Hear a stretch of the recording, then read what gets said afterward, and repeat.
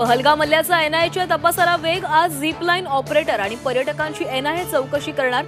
हल्ल्यादरम्यानचा video समोर आल्यामुळे चौकशी होणार।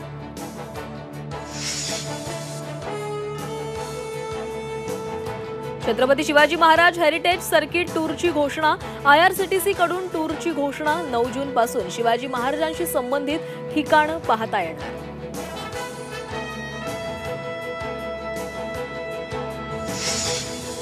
पुण्यातील 21 शैक्षणिक संस्थांनी थकवला 370 कोटींचा मिळकत कर।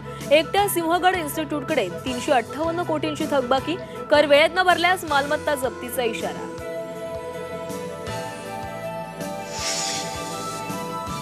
उत्तर महाराष्ट्राला पाणी टंचाईच्या झळा। 3 जिल्ह्यात 165 टँकरनं पाणी पुरवठा। अहिल्यानगरमध्ये सर्वाधिक 80 टँकर सुरू।